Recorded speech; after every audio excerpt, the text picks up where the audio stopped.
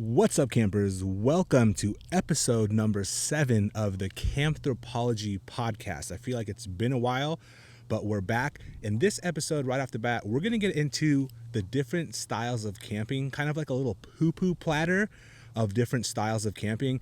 And again, these styles are going to be very loose, but generally, if you're researching camping or you're new to camping for the first time, we're going to go into a little bit of what each one means, what amenities it has, a little bit of what you need for each style of camping, and go a little bit into each one. It'll be super fun.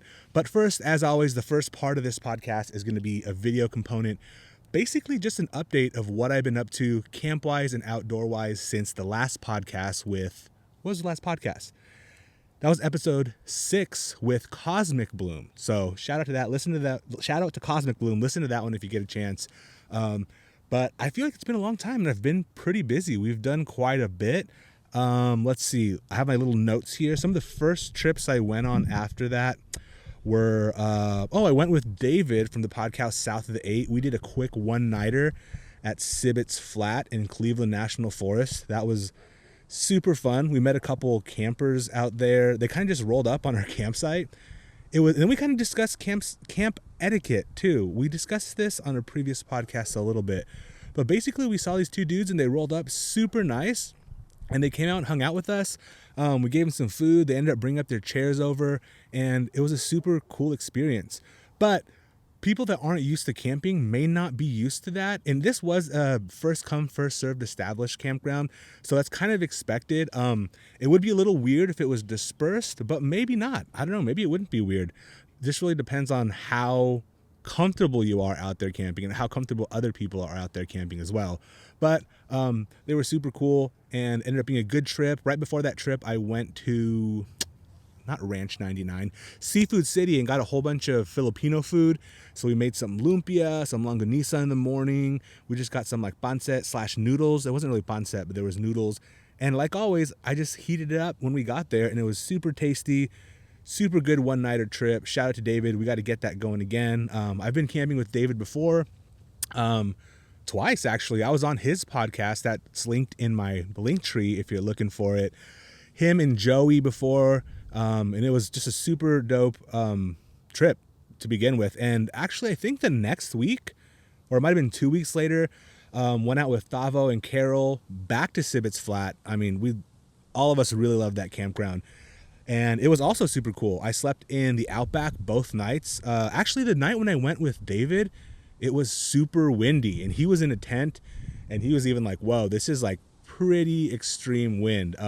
But ended up working through it and everything ended up being cool. So I'll also throw some footage of that if you're watching, but if you're listening, just know it was super fun.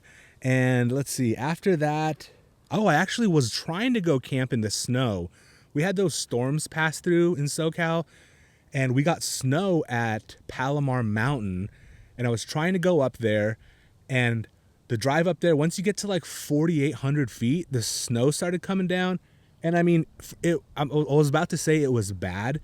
It was intense for SoCal, where we almost never get snow and we're not used to driving in snow. Not gonna lie, tiny bit nervous. My dad, shout out to my dad if he's listening to this, went up there the day before and took a video in his Tacoma. And I think they came back down right after. But I filmed a bunch of content up on top of Palomar Mountain. I was going to camp, so I called before. So this podcast is going to be about the national parks and stuff, national parks, state parks. So I called the state park campground, which is Doane Valley. They said the campground is closed. And I was like, okay, well, no problem. And it was only closed because they hadn't plowed the road yet and they didn't know when it was going to open. But there is also a national forest campground up there called Observatory Campground. Completely different reservation system. If you follow how like government works, completely different funding, completely different staff. So I have never seen Observatory Campground closed, but it's really hard to get a hold of National Forest, where National Park, I can usually get a hold of them. Tried calling, couldn't get a hold of anybody. Website didn't say anything that I could find. But also, too, now that I'm thinking about it, a lot of times National Forest parks say that they're closed, but they're not. For example, Sibbet's Flat, I've checked it on the website and it said closed when it was open. So I just didn't trust it. So I wanted to go play in the snow and shoot some content anyways. So I decided, you know what? Hell with it. I'm just going to go up and take my chances. So first went up to observatory first and foremost, and it was closed. I've never seen that thing closed. So I was like, all right. So I drove around up there, went a little further than I usually go, just driving in the snow. Kind of, I was looking for a place to turn around, actually, and ended up coming back, and I went into the state park. So I paid for day use of the state park. The reason why I paid for day use, one, obviously to support the state park, but there's a big parking lot area before you get into the park where there was a lot of people, and I was like, I ain't trying to be around all these people and do the weird social media content creation thing. So I drove in, paid $10. I was probably there for 5 or 6 hours just shooting content. It was coming down. There was no one really in the parking lot. There was one dude that was going hiking. So talked to him for a little bit, and then a couple people here and there will come in and out. But what ended up happening is I just ended up taking this corner spot and then putting out my awning and just kind of like setting up shop there and filming content for Rumple. That was super cool. You probably see that video roll out already. Also, I got accepted into the Rumple Ambassador program. So shout out to Rumple. So you'll be seeing me do a lot more. I always do content for them because I love Rumple. Ooh, it's getting kind of chilly out here. Maybe you guys could hear the wind too. We're right at the edge of this little crest right here. We'll go over that in a little bit. But anyways, yeah, shooting a lot of content for Rumple out there. An ambassador now. It's super dope. I might throw on the Rumple poncho sometime in this video because, like I said, it's getting chilly. So it was super cool. So like I said, spent 6 hours up there and came back down. I was basically in, and I was walking around quite a bit. I was in my overalls, but I just threw on the Carhartt base layer pants, the Carhartt, I think they're mid-layer pants, the Carhartt thick layer top with the long sleeves. It's not merino wool. I always say it's merino wool, but I think it's just like their Carhartt base layer. I don't think it's merino wool. But super comfortable. I was super warm, had a cotton t-shirt, then my overalls on. Had the Hokas. Shout out to Hoka too, because that's the first time taking those. And I knew those were warm. I've been in really cold temperatures with the Hokas, and I'm always surprised at how warm they are. But I was in the snow, literally tromping around in like probably 5 to 7 inches of snow. Feet were completely warm, stayed dry the entire time. And I love those hiking hybrid trail runner boots. So that was awesome. It was super fun up there. And then the big trip that I went on was Death Valley. We went to Death Valley a couple weeks ago. So what is it now? It's like March, going to be March this week. So we went in like mid-February. Beautiful, beautiful, beautiful. We went with myself, Shelby. We left Crinkle at home because he hates the desert. He'll go on poop strike. Went with Alex. Dora ended up staying home. Whitney, who runs the This Might Get Uncomfortable podcast. I was also on her podcast like 2 years ago. 2 years ago? A year ago now? I think it was 2 years ago. Anyways, that episode is linked in the bio. And then I said Shelby. And then Alex brought his buddy Hot Dog. Shout out to Hot Dog, who basically, and his daughter. Basically, Hot Dog has like been in Death Valley, going there since he was a kid. So we only did 2 nights there, but I felt like we did like the perfect amount of stuff to do. The trip felt not too rushed, not too busy. We had got to hit 4 places and just kind of kick it and relax. We actually ended up camping at Mesquite Campground, which is a first come, first served campground inside Death Valley National Park. It's in I don't even know it's the northern part, but it's north of Furnace Creek and north of Stovepipe Wells, off the road a little bit. And beautiful campground out there. One day we went to the crater out there, which was awesome. Super big. Hot Dog's daughter actually went to the very bottom of the crater, and then we were gonna give her a walkie, and then she didn't end up taking one, and then Hot Dog had to go back down and not like pick her up, but just like, hey, come on. And then they came all the way up. The thing was deep. I want to say it was only 500 feet of gain, but it looked like more. 500 feet doesn't sound like a lot. It was deep, far down there. So that was super cool. And then we went on this like 20-mile off-road trail. Wasn't anything crazy, but I definitely recommend high clearance going there. I actually hopped in Ryan's Jeep with him, and we ended up taking just 3 vehicles out there to Racetrack, which was super cool. It's like one of the flattest places in the world, I guess. And that's where they have those big stones that like leave the tracks in the playa. And it was super cool out there with like the grandstand, I think it's called. There's like this big rock formation in the middle sticking out. Super dope. And then the next day before we left, we ended up going to Badwater Basin, which is super rare, because with all this water, there's like water in Badwater Basin. It's probably like only ankle to like calf deep, I'm assuming, all the way, but this place is big and there was a ton of water there. Super cool. There was a lot of people there. And then on the way back, we did this drive, Artist's Palette, where like the sections of the mountains, the highlight is where the sections of the mountains look like paint. It's crazy, like almost like greenish reds. I was driving, so I wasn't looking too much. But the cool little one-way road there is like a Disneyland ride. It seems like really, really cool. It's like you go through kind of like, I wouldn't say a canyon, but like all these really cool places. It was awesome. We went to the visitor center at Furnace Creek there as well because Whitney had to charge her Tesla. So, and that's a whole different thing, driving a Tesla and going to national parks or because of the range. So we left it there to charge.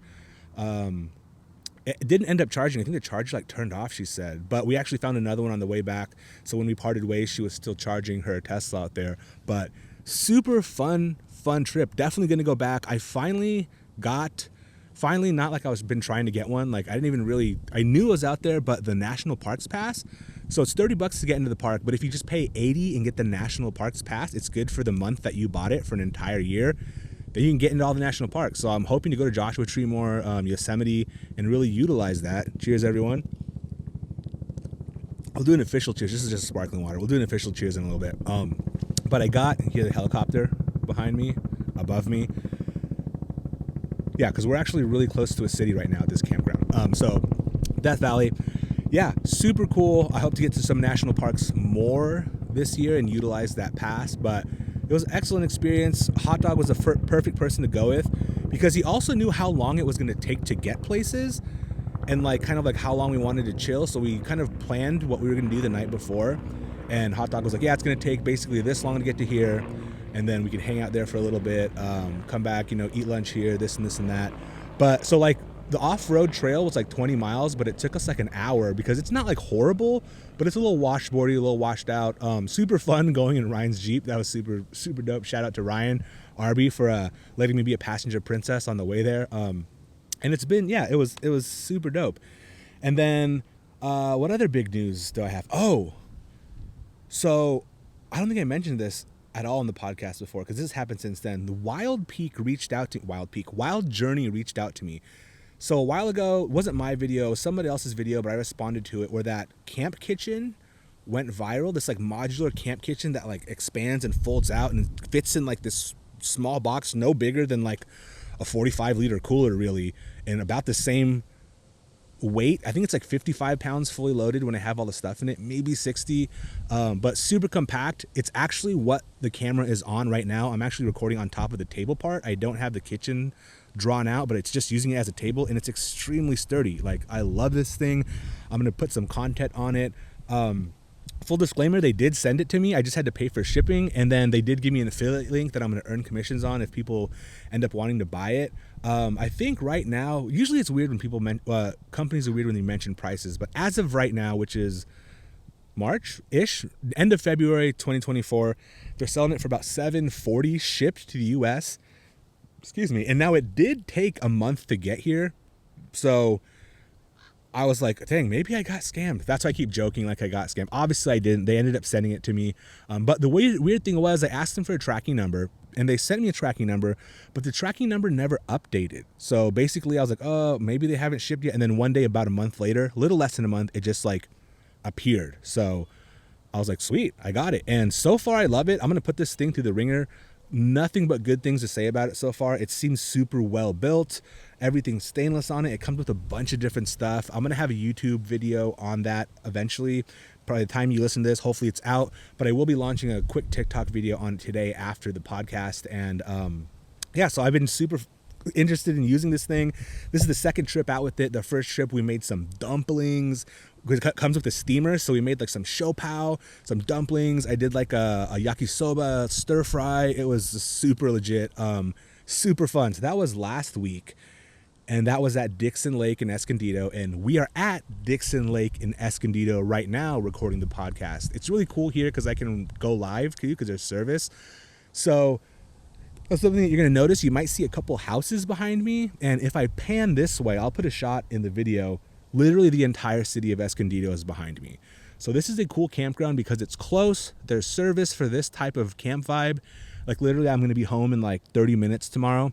Today I went on, picked up lunch at a pizza spot, a local pizza spot that was pretty good. It's almost like a local Little Caesars. They were super sweet there. The pizza's really good. Deep dish style. Actually, my mom is camping here as well at a different campsite down there with her RV.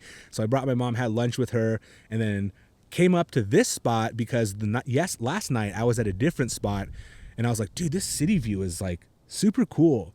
I usually don't camp at the city view because I'm like, it's the city. It's going to be weird. You know, like we always think about being out there deep in nature. But I walked up here in the live last night and really just took it in. And I was like, whoa, this is actually super dope. So this is a city campground, and that'll be a perfect segue. Now we'll start getting into the content about the content. What the podcast episode is going to be about is like different styles of camping.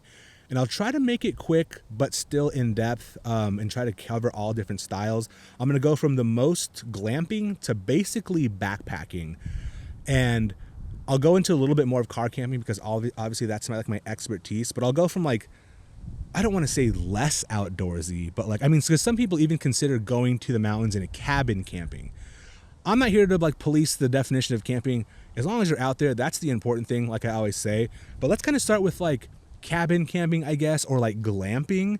So I would say the big realms of cabin camping, or when you hear someone mention glamping, sometimes they can be referring to going in a cabin.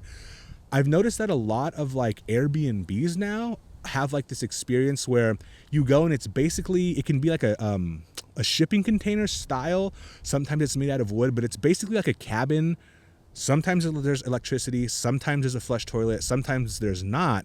But I've noticed a lot of people that have land have been putting stuff on like Airbnb and also Hip Camp, where it's basically just like an enclosed shelter. I've seen some where it's just an empty room with like a big glass window and you can just set up your sleeping bag and stuff in there. And I've seen some fully blown out on the more glamping end that do have electricity, a bed, little kitchenette, flush toilet. There's a lot of those in like Big Bear, Idlewild area that I'm seeing down here in Southern California. So for those kind of styles of camping, usually use those sites to book them. Airbnb. There's another one that I forget, but Hip Camp as well. And for those, usually always, and this is going to go for every style of camping, you always want to read up as much as you can about it before you go. And if you ever have any questions about something in particular, feel free to shoot me a message or a comment on any of the platforms and I can go a little bit more into that. But basically for those styles of camping, usually you don't need to bring much unless you're going to one of the spots that literally is just like a enclosed room. You might need to bring stuff, like you might even need to bring your cooking stuff, but sometimes they have like community cooking areas on those kind of glamping things. But so for the least amount of stuff you need to bring is the ones that are fully loaded. So basically you just roll up and it's like staying in a hotel room. You might need to bring some food and some drinks, but that's about it. And then, like I said, you can go all the way down to the ones where you're basically sleeping on the floor and you're setting up all your stuff. You just have like a hard-walled tent out there, basically. So read up on those. Those are pretty straightforward. I'm trying to think of anything. I'm trying to think any or very little of that style of camping. Like I've done cabin camping in Idlewild, like renting like little small, like studio-sized, even smaller camping. But in all those, basically we're taking almost nothing. It's basically just like a little vacay that we're going out there and just like chilling. And then I'm trying to think now. Yeah, I think that's it.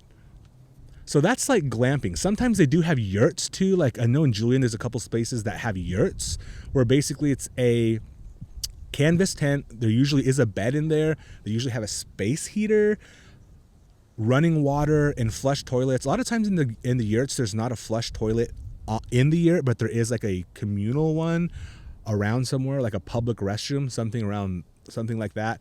And to book those, like I said, you usually book through websites or private websites that people host. What do you call them? AUDs, kind of. I feel like it's in that realm of like alternative dwelling units, or I don't really know what they're classified as, but that's what I consider glamping. And even at some campgrounds where you can tent camp, they also have cabins. For example, like at Paso Picacho campground in Cleveland National Forest. It's a state park campground in Cuyamaca State Park. 3 different locations, I know. But they have cabins that you can stay in. And one time one of the rangers let me in the cabin, and it's basically just like bunk beds, but there's no mattress. It's just like a slab of wood. So you do have to bring your own stuff. There is a wood fire stove in there, and it does have a locking door and a window, but that's about it. Other than that, you're basically bringing your own stuff to cook, because I don't even think you can cook on those wood stoves at all. So those type of campgrounds are going to be usually national forests, things that are a little bit more developed. Like those do have a flushable bathroom and hot showers in a communal area, but not at your actual cabin. And so that campground is a little bit of everything there, I think. So let's get into kind of styles of like campground camping now. So mentioning that campground also has cabins, but when I go there, I usually tent camp. And I did a video today, there is a post on TikTok about, that's a state park. So state park campgrounds, national forest campgrounds, county park campgrounds, city park campgrounds, those are usually the developed campgrounds. It's so confusing because they all have a different system to book them. And I'll get into details of those in videos where I can walk through. Again, if you have any questions, let me know. But it's so confusing even for someone who uses those systems all the time. For example, the video I just posted, the state park campgrounds, when you go into them, you can't search. If you look up a campground and you're like, I want to find this campground, you can't search the name of it to make a reservation. You have to search the state park. And then once you search the state park, it'll bring you to a page that will show you all the campgrounds in that state park and then what's available at those individual campgrounds from the website. And that's Reserve California. I'm assuming most states also have a state park website to book through. Sorry, I always try to keep it straight in my head because it'll come out wrong. But I don't know. I know in California it's like that. And also too, in California, a lot of times those state park campgrounds, when they're able to be reserved, are booked solid. You got to like wait for a long time to get a spot or always be looking and checking.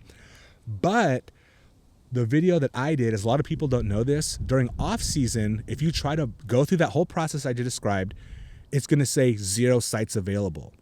And most people just give up there.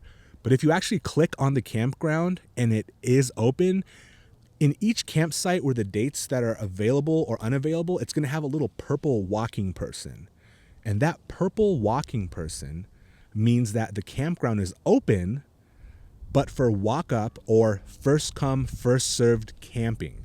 So that is also a style of camping that the state parks and national parks have within their parks and forests that, I'm trying to get this straight, that are first come, first served, that are not reservable. So there's 2 different styles of campgrounds: first come, first served, and reservable. And there is dispersed, but I'm going to put that in dispersed camping. We'll get into that later. But as far as developed campgrounds, not primitive camping, those are generally the 2 styles. So let's do a little recap. Fully reservable glamping style. And then in developed parks, developed meaning there's going to be a picnic table, a fire pit, a bathroom. Sometimes it's just a pit toilet. It's not always a flush bathroom. Sometimes there's showers, hot showers. Sometimes there's not. But that's what I mean when I mean a developed campground. Sometimes there's potable running water. Sometimes there's water that's not potable. And sometimes there's no water at all. And other times it says there is, and you go to turn on the water and nothing comes out. So in those campgrounds, though, those first come, first serves are going to be the ones that are a little bit more out there, because in some dispersed areas, there are first come, first served developed campgrounds, but the amenities, meaning all those things I just described when I say developed, are not always reliable. And this is a lot of information. Feel free to take notes, and I'm trying to keep it straight in my head. But yeah, so those are kind of developed campground camping. I'm going to go over a little bit of what to do at a first come, first served campground right now, and what to do at a reservable campground. So usually with the reservable campground, I always print out my reservation. Once you can navigate it and get it, I always print it out. You don't have to, or just take a screenshot on your phone. And usually with reservable campgrounds, they either have a camp ranger or a camp host at the campground. And it depends on what time you arrive. If you arrive and the ranger station is open and you see a ranger there, or you see a camp host there and it says camp host, I always like to go in, check in, like, hey, I got a reservation for this site. Sometimes they'll also give you a pass. Sometimes they won't. But as long as you reserved for that campsite at the time you're supposed to be there that you paid for, you usually shouldn't have a problem. If you roll in at night and there's no ranger, I usually just go to the campsite, and then usually in the morning, if there is a host or a ranger, they'll come by in the morning, like, hey, they're usually pretty chill, and then they'll ask you for your reservation, and then they'll give you a little slip. You usually put it on your dashboard or hanging on your rear view, or there's like a little post, usually with a little clip on there, that you put your little reservation slip that they give you, and you're good to go. So it's pretty straightforward with reservable campgrounds. That's usually how they roll. First come, first serve campgrounds is a little different, and I've seen some people come to first come, first serve campgrounds and not know what to do, so I help them out a little bit because it can get confusing. So I'm going to try to go through this process a little slower and keep every detail in for those of us that have never been to a first come, first served campground. And so in a first come, first served campground, it means just like the one I was talking about at Paso Picacho, but sometimes they're a little bit out there. So somebody commented in one of them, like, first come, first served gives me a lot of anxiety. And they said that because, especially if you're driving from far or you're not familiar with the area, it can be a little nerve-wracking because you're not guaranteed a spot. Just like when we went to Death Valley, we rolled up, I think was it a Wednesday or a Thursday? I think or was it a Friday? But we went early purposefully. And no, it must have been a Thursday. We went up Thursday morning. I think we got there around noon, maybe 1:30. And because we had more people there and we were going to have 5 cars, we reserved 3 sites right away. And when we got there on Thursday afternoon or noonish, there were, there's probably 40 campsites there. Maybe 15 to 20 were full. So we ended up being able to nab 3. And then Friday, the campground was completely booked. But, so let's reverse a little bit. So when we got there, when I say we reserved 3 campsites at the campground, this is what I mean. Usually, and it's pretty standard across the board, for first come, first serve and reservable developed campsites, you're usually allowed 2 vehicles per campsite and up to 8 people. So like I said, we knew we were going to have 5 vehicles. So we reserved 3 campsites. The reason being, we had 2 in one site, 2 in the next site.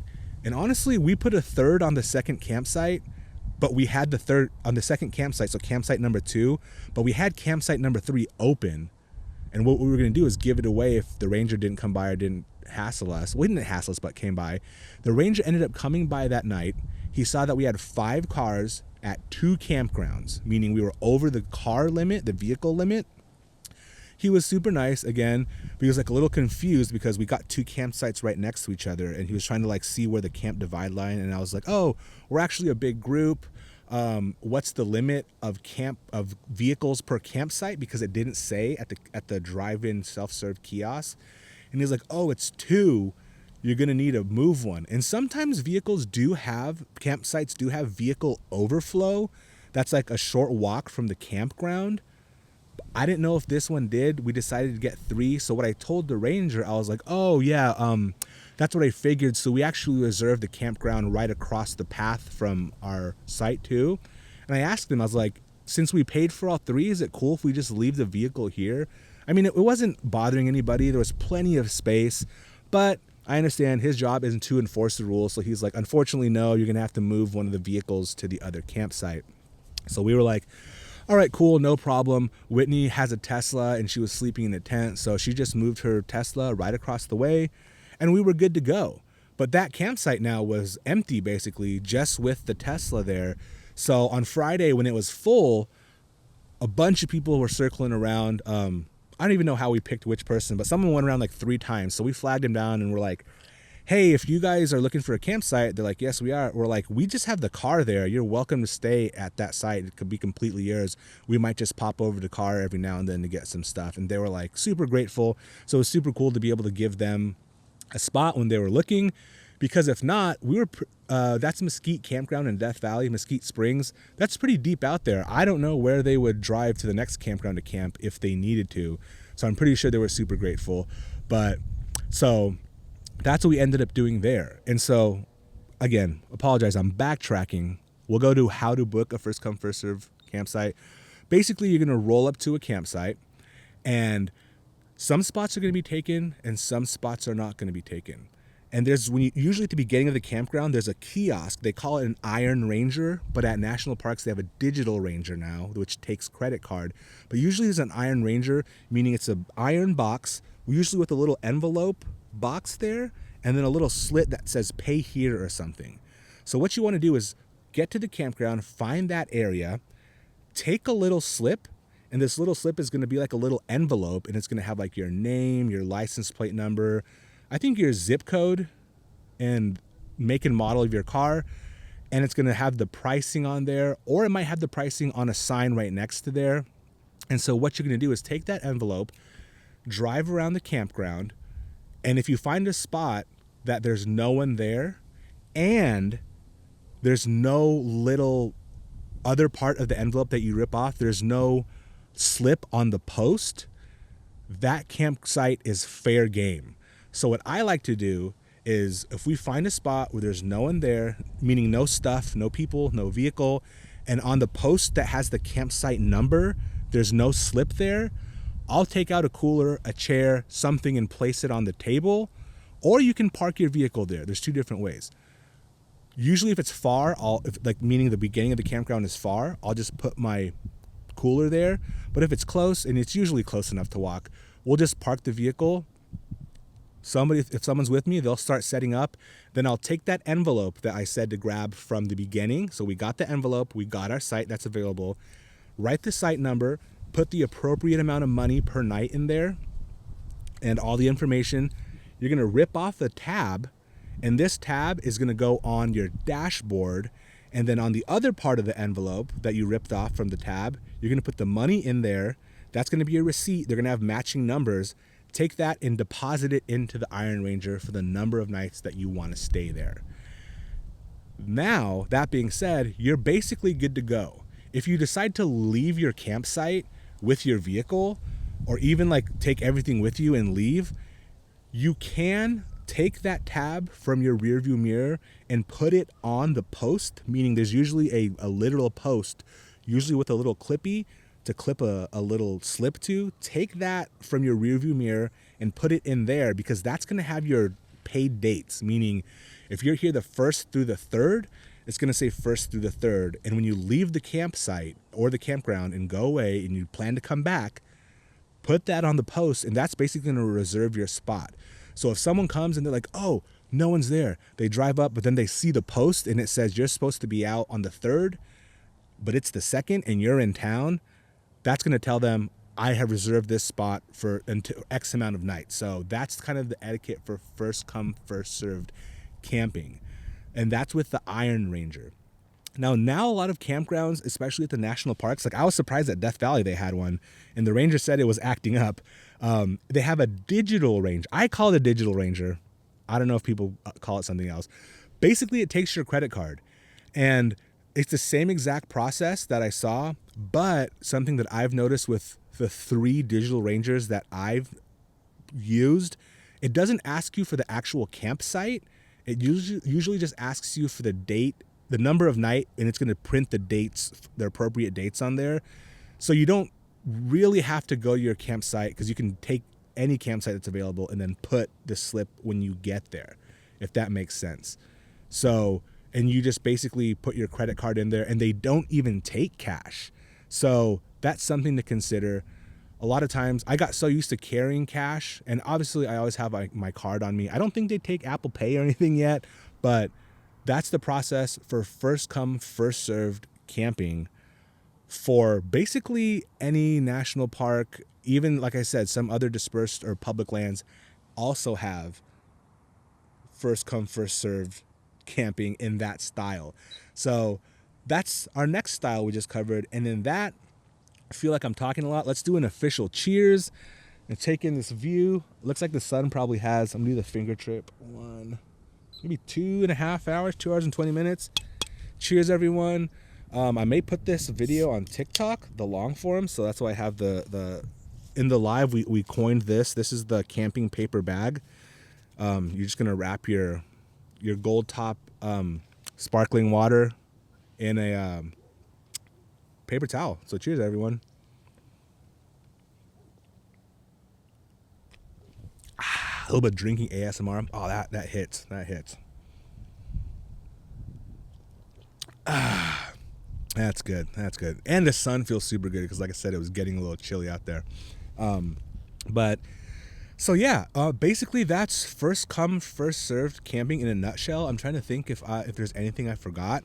So to reiterate, a lot of times first come, first served designated sites, meaning that they're first come, first served year round, not like the other campground I told you that's a reservable half of the year, and then the other half of the year it's first come, first serve when they're in off season, because it's not closed season but off season.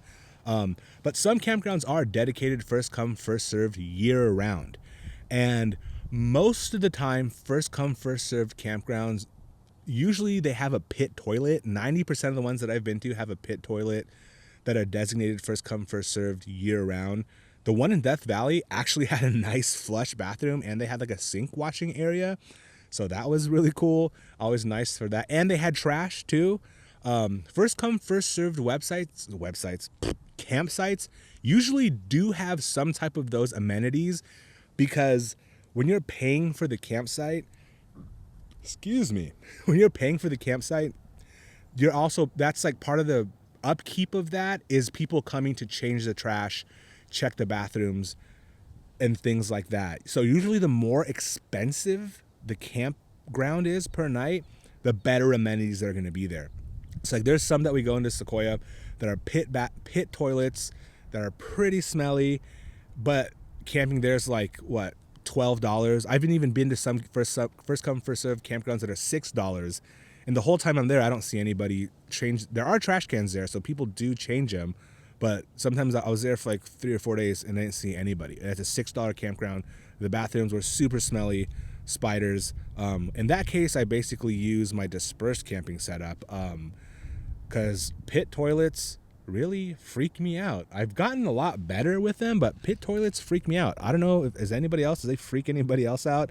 And then someone brought up on one of the trips like a core unlocked memory of why a lot of us might be afraid of pit toilets in weird sewer systems, and I actually haven't went back to watch it, but someone said that, I think it was an early episode or episode 1 of X-Files, there was like a weird monster dude like living either in the sewer or like in porta potties, and like he got sucked up into the porta potty at the end of the episode. I think like he gets like sucked up into one of those like poop trucks, and then like the thing, it left you feeling like, oh shit, if this is true, like where did this guy end up? Where did the poop monster end up?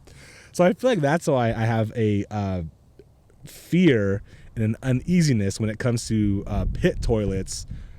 Let me know if anybody remembers that in the comments, because I gotta find that episode and actually watch it. So that's why I usually use my my luggable loo, my poop bucket, the Epic Poo View bucket itself. I'd rather use that, especially a lot of times when you're dispersed. There's less people at those campgrounds. Like I said, sometimes they're further out, sometimes they're not. And I don't even use the privacy tent anymore, honestly. Like I just wait to go number 2, the Epic Poo View at night. I just like walk away from the campsite if we're with people. And honestly, if I'm solo out there, I just put the thing right in the middle of the campsite. It's not dirty. It's not unsanitary. It's basically the only thing that's touching the floor that somebody might touch next is a bucket, and everything's inside the bucket. So everybody's like, I was like, ew, that's gross. Come on. You're camping. It's fine. But yeah, so that's my dispersed camping setup. And now we'll get into dispersed camping. And dispersed camping can mean you're camping with a vehicle, but it's also when it's like hiking camping too. You'll also hear the term called primitive camping, or sometimes you'll see it on a campground website, it'll say primitive style campground. And I've seen this across the board. Sometimes primitive just means that it's a designated, cleared out space for you to camp. Sometimes there's a table, but most of the time primitive means there's not a table. And there's usually, for sure, when it says primitive, there's not amenities like a bathroom, whether it's pit toilet or flush. There's no bathroom. So usually that means that you either have to dig a cat hole, which is like the traditional, 8 inches, 6 inches down. You got to poop, bury it. Highly recommend, and I know it sounds gross, but packing out your toilet paper, because sometimes animals will dig that up. And I think they called them white blossoms back in the day, where like animals would like dig up your human poop, and then obviously the toilet paper just flies everywhere, and then you end up finding the toilet paper like on the trail and in the bushes and the trees. And I think they call them white blossoms or something, because people are like, oh, look at this flower, and they get up to it and it's a piece of toilet paper with shit all over it. So I don't know if that's a thing anymore, but pack your toilet paper out. And honestly, even when you're primitive backcountry or dispersed camping now, especially, I think I saw this in Yosemite, which I think is why when I first got on TikTok, one of my videos got super big, was because Yosemite was actually requiring that you pack out your poop that you bury, which is crazy. Like crazy meaning like it's the first time I think they've enabled that, because usually you could just dig a cat hole and you have to be, 200 yards? I forget. I should have looked this up before. I haven't been camping backpacking in a while. What's coming to my head right now is 200 yards. No, it must be feet. 200 yards is far. 200 feet away from the trail, which I think they said is like 70 paces off the trail, and away from a water source, and away from a designated camp area. Designated meaning it's a cleared out, like obvious camp site too. You used to be able to just go out there and then bury it. And like I said, take your toilet paper. But I think they were saying the water quality in Yosemite was getting bad, because even though you are 200 feet away from a water source, when it rains, all of it leaches into the water. Don't quote me on that, but I think that there was a video that was also going viral at the time that my epic Poo View bucket setup went viral. And I think those two videos were like the hot topic for like a hot minute on TikTok. But so when you're dispersed camping, whether you're hiking or you're car camping, dispersed camping, primitive camping, backwoods camping, a lot of times these are going to be in places where there's not an established amenities campground, but there are designated camping areas, meaning that it could be just off a Forest Service road. Usually they're not on paved roads. They're on Forest Service roads, fire service roads, in the national forests. And a lot of times in national forests, which is different from national parks. Keep that in mind. Usually in national parks, you are not allowed to disperse camp, usually. But sometimes in national forest and national parks, when you look at a map of boundary lines, sometimes they overlap. So there might be a section of national forest in a national park where you are able to camp, but I would caution on the side of saying no. Or there's also BLM land that also sometimes they all share as common area. So it's always, always, always a good idea to do your research, call a local ranger station. Even if you're out there and you see a ranger, somebody of authority, ask them as well. But a lot of times if you do your research, you'll start finding, especially if you have a specific spot in mind, all that information is going to be out there, because you don't want to have a situation where you're camping somewhere you're not supposed to, because then you can get a fine, and no one wants to, get a fine. In this economy, getting a fine could be make or break. So yeah, that's usually what dispersed camping is. And with dispersed camping, again, when I say dispersed, I mean dispersed, primitive, backwoods, meaning there's nothing there. It's like if you just pull up off a road and it's just a nice flat space and God's good country. That's it. That's all that's there. You have to pack out your own trash. You cannot bury your trash, meaning that poop included, coffee grounds, banana peels, I don't care what it is. Anything that you bring there, that's part of leave no trace. That's zero trace. You can leave your footprints. Leave only footprints, take only pictures, or whatever the saying is. But anything that comes in with you is going to come out with you as well, because there's no trash service.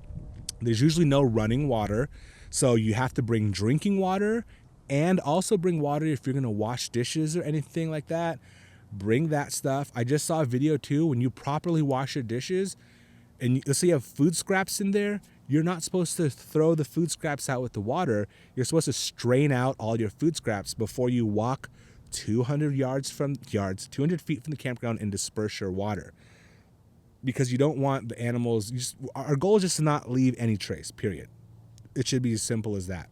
So what I usually do is I'll take paper towels or, wipes and wipe down our plates and just get all the food out and throw them in. Basically, sometimes it's kind of like washing their plates twice, because I'm eating everything. First of all, I'm trying to scrape every bit of something out of there, eat it, take a paper towel or a wipe or a cloth or something and wipe all the food off. Then it looks clean, and then I wash it with water, and then that's the water that we go and disperse 200 feet away from the campsite.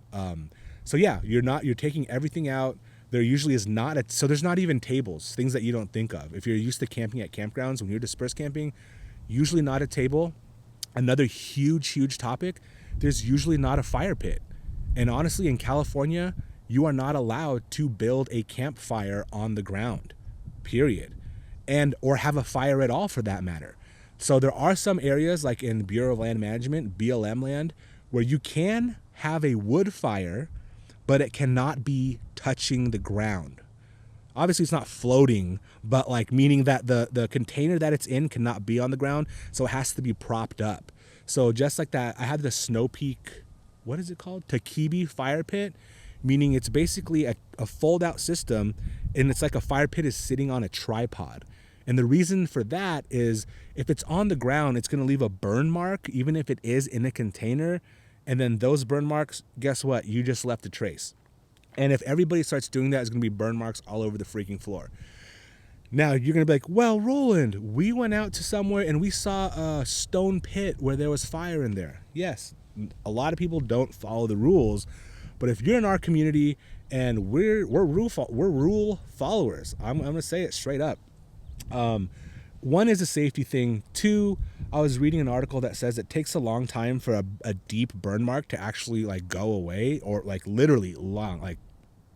It's a burn mark on the ground. It's not just ashes that are there. It's burning the ground. It takes a long time to go, and we don't want those everywhere. When we went to, in different states, it's different. So I'm talking about California.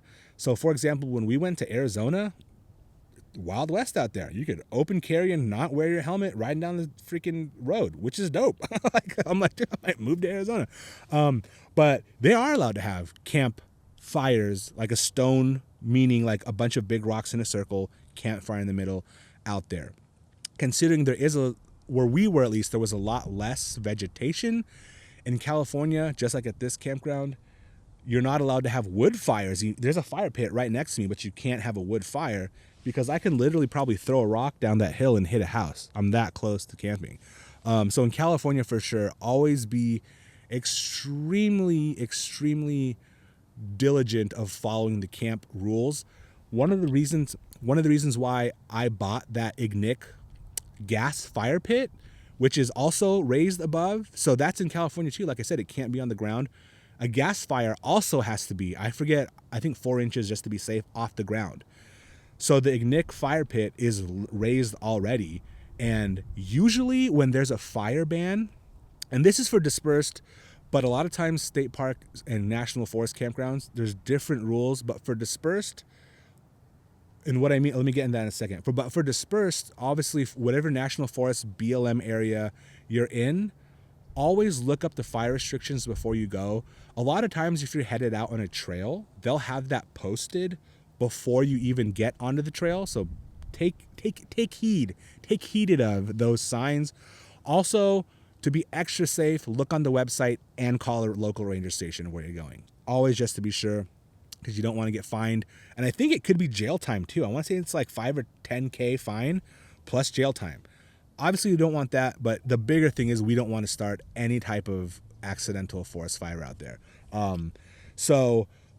But going back to what I was talking about, state parks and national forests. So when I go to Paso Picacho, I know I'm bringing up that campground a lot. That's state park, But they also have Green Valley, which is in a national forest. They're literally 4 miles away from each other. One time went to one campground and they were fully booked and it said no fires. So I was like, all right, well, let me go to Paso Picacho, which is a state park, and I was expecting to not have a fire. And then I got to the kiosk and the ranger was like, do you want to buy any firewood? And I was like, well, I was just at Green Valley and he told me we're not allowed to have fires.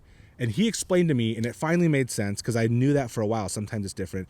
So state park, which is state funded, and national forest, which is federally funded, have two different budgets, therefore can draw two different resources during fire season.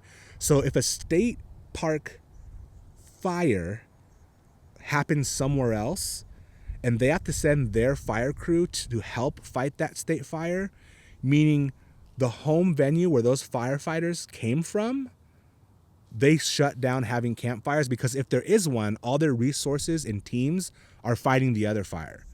So, but at national forests, so if a fire happens at a state park, that's what happens. But just down the road at the national forest, they're not taking their resources and distributing them to fight fires. They have all the resources, so they do allow fires. So that should be a lesson. Always check, because you might think you can't, but maybe they'll tell you that you can. And it all depends on where you're camping. So I feel like the running theme in this for any style of camp or fire restrictions is the government has no clue what they're doing. As we all know, there's no communication, meaning sometimes I'll ask state rangers about national forest stuff and they're like, I have no clue. And it's all different. And that's why it's so confusing that all their different camp reservation systems are always also different, which makes it so hard for people to navigate. Even people like me who navigate all those websites frequently, I'm always like, which website am I on? Oh, it's this process. Oh, it's this app. Oh, it's this booking system. Oh, I have to search by the area, not the campground. So it makes it super confusing. So anyways, all that being said, back to kind of dispersed camping. Always follow the fire restriction rules of where you are. And if you're listening and you're from other parts of the country, y'all might have completely different. Like I said, in Arizona, it's the Wild West out there. You could freaking do whatever you want out there. You can, I don't know, like I said, do crazy stuff, which is super fun. We're super restricted here in California. But, we also have a lot of diverse land out here in California. So it's kind of a trade-off. I'm looking at, I can see Cuyamaca Peak, which is a national park from here. The city of Escondido behind me. I can see Cleveland National Forest in the background out there. But yeah, so that's basically dispersed camping, and those are the rules. And usually you don't have to for dispersed camping. There's no reservation system and there's no fee. So there's no first come, first serve. Basically, if you show up and there's nobody in the area you're trying to camp, and considering you are in an area you are allowed to camp, you're allowed to stay there. Usually there is a 14-day limit. And I think after 14 days, you have to move one time I think I read 50 miles away, and then sometimes you're able to come back depending on what land it is, but sometimes it's a 14-day period within a whole entire camping year. So I don't think I have any of us in the community or listeners that are full-time. Maybe I do actually. No, I completely take back what I just said, because I know a few people that literally are van life, car life people. And if you have any questions, I could always reach out to them in the community and ask them. But usually it's a 14-day limit. I have heard of people, actually, rangers being like, hey, you've been here, X amount. I honestly don't think, to be honest, it's on the 14th day. But if a ranger notices in 3 weeks you're still there, they might say something. And then I'm assuming they'll just be move along. But maybe they will cite you, a little bit later when they come back and you're still there 6 months later. I don't really know. But it's free. You can stay there for 14 days. And honestly, I know on BLM now, they don't allow you to leave the campsite. I think someone has to be there the entire time. But that's also something to bring up too, to backtrack. Something popped in my head. At first come, first serve and reserved campgrounds, any one of those, usually the first night you have to have somebody staying at the campground. So you can't go there on a Friday and then reserve it for all these days and then just basically not be there. I want to say you have to be there physically for the first night. I don't know after that. That's actually a really good question that I'm going to look into and ask a ranger or a camp host next time. Because I say the first night, but what if you go out there, pay for a week, stay the first night, and then let's say the next week is a holiday weekend, but you paid the entire week, so you're there the first night and then you come back later. Camp hack or illegal activity? Who knows? I will find out and report back on that. But so dispersed camping though, like I said, always look up the rules, because I know that sometimes with dispersed you have to leave a person at the campground.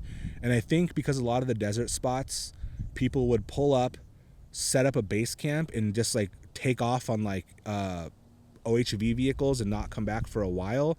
And I don't think it was a problem like leaving their stuff there, but I think a lot of people started coming and like jacking people's things. And then that was a problem because people were getting stuff stolen when they're, I don't know. I could be making that up, but I feel like that's what I heard from a camper out there one time. It was more of just, and then like stuff blows away and like it just looks like crap out there. And then the people come back and their campsite's all jacked up and they're like, what the heck? So I think they just nipped that in the butt. But usually it's a 14-day limit, and you can move around, and there's a lot of dispersed camping in California. I realize that it's not that way in a lot of parts of the country, but in the state of California, there is a lot of dispersed camping. In Arizona too as well. New Mexico. I think it's more East Coast, where a lot of the land out there is private. Like we have a lot of public land west of the Mississippi out here, but I want to say that a lot of the land out, all the bushcrafters are on private land. I don't know, private land. If not, let me know. I'd be super curious to know. But I feel like that's what I've heard. A lot of the land on the East Coast is private, because I was trying to help a homie look for stuff out there, and I was surprised at how little I could find. And I'm usually pretty good at finding public lands and stuff, kind of scouring the internet. Let me take a sip. Cheers again to everyone.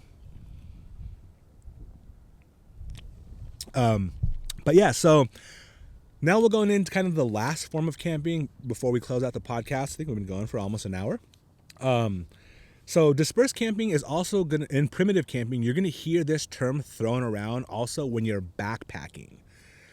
And when you're backpacking, it's been a while since I've backpacked, so I'll give you the knowledge that I have, but hopefully it'll be a starting point if anybody is looking into going into backpacking. Usually when you're backpacking, dispersed camping, you do have to have a permit. Sometimes the permit is free, to be honest, but it's just a way for them to keep track of who's out there, and it's not like, oh, the government always wants to know where I'm at, what I'm doing. I think it's more because, maybe it's like that, but I think it's more because like if you go missing, you get hurt, something's out there, you usually have to put the day that you're leaving, your itinerary, as well as the day that you plan on returning and where you plan on returning. Like if you're getting off the trail, 100 miles away, you have your itinerary on there. Also, usually on longer trails, there are trail logs, meaning at different spots of the trail, there's usually like a little structure or post or like box where there's a book where you write your name. Sometimes, PCT hikers use it to communicate with each other when they're in their little hiking families and groups. But usually it's just like, let's say, knock on camping wood. This is steel, knock on stainless. I'll have a wood on the little fingerboard right up here. Let's say that you actually, something happens to you while you're out there. You get off the trail, you get hurt, something happens. If you're filling in those trail logs and they send people out to look for you and they have your itinerary, they're going to check all those trail logs. So if you made it to trail log 1, 2, 3, and then all of a sudden you vanish off the trail log and you were supposed to make it to trail log 6 or around that area, they know that something happened between trail log 2 and trail log 3 where you went missing. So they'll start to look in that area. So I know we're all prepared hikers, but stuff happens out there. So this is part of the reasons why you do need a permit to hike. Unless you're trying to hike one of the big trails, like one of the popular ones, one of the Triple Crowns, Appalachian Trail, PCT, Continental Divide. I've done the Trans-Catalina. When I did the Trans-Catalina, the permits were really easy to get. Now I just talked to someone recently and they're like, yeah, they're pretty hard to get. PCT Also, sometimes there's lottery systems. Sometimes the permits are also too to make it so that, especially like PCT, there's a day that the trail opens, so there's not 1,000 people starting the trail at one time. One, that would just suck. Like being in this giant, it's good to hike with people too, but like if you're in a giant herd, that's gonna suck. Two, it's gonna completely leave a bigger quote unquote footprint on the trail if 1,000 people start at the same time. So it's their way that they can like trickle start people on big trails that have like start dates, so that it's a better experience for everyone and it's less impact on the environment. So that's another reason to get permits. But same thing too, like, and that's kind of going into like leave no trace principles, which I should definitely do a episode on that.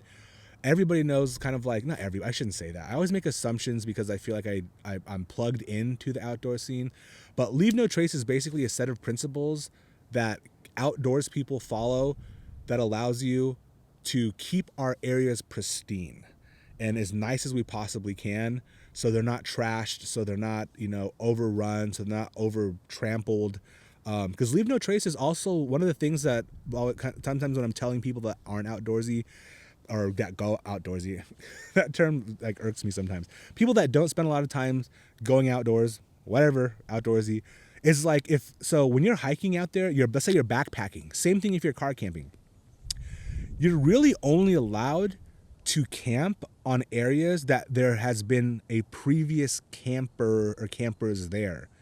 Now, I hesitate to say designated campsite because it's not like it's on a map, but it's kind of like grandfathered in spots that people have been camping probably for a super long time. And you should camp there, meaning that, yes, it is a designated camp spot. And people are like, well, Roland, I thought you said when you're dispersed camping, you can camp anywhere. It's like, yes, you can, but you don't want to you're not going to cut down a bunch of bushes or trample a bunch of vegetation to set up your camp there. That is not okay. That is not cool. So designated campsite, meaning it's a flat area that's already cleared. Also, it's like you don't want to drive into like a pristine meadow off the trail in camp, and then all of a sudden you see your tire tracks going all the way there. That's also not cool.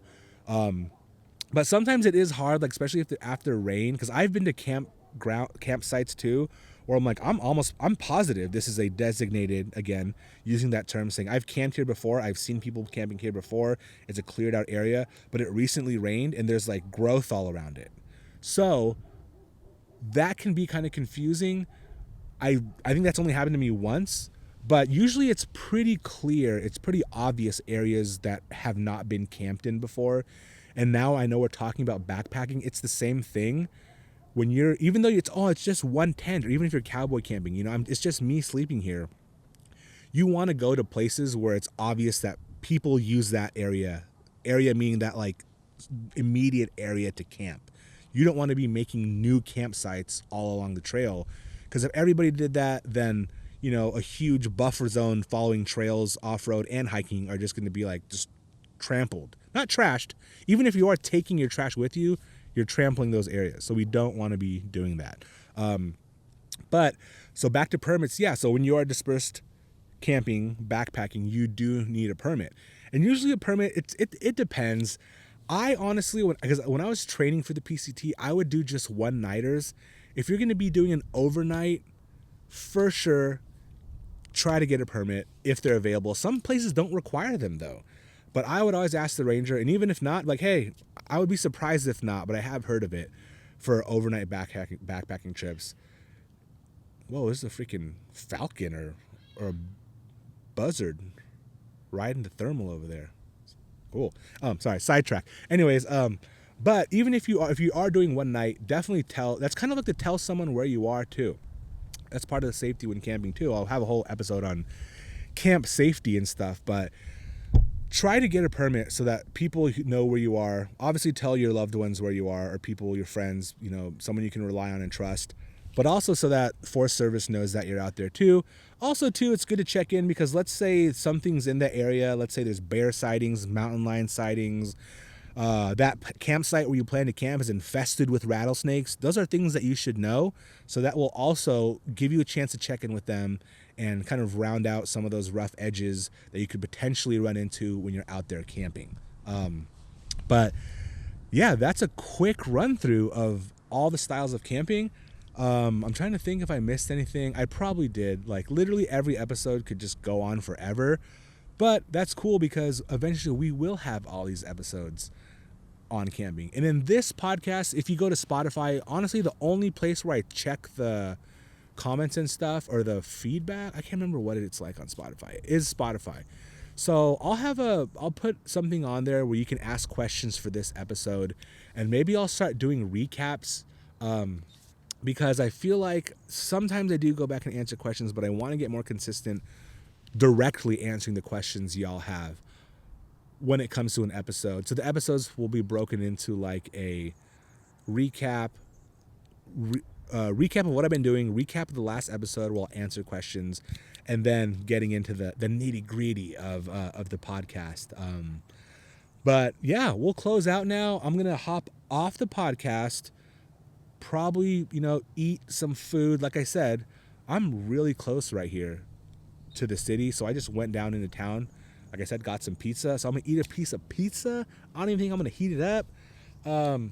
Finish this beer. Probably have another beer. Then I'm gonna go live on TikTok. If anybody is on TikTok, I'm trying to stay on a live schedule. I think I've been a month now. Every Wednesday at 6:00, I'm going live on TikTok.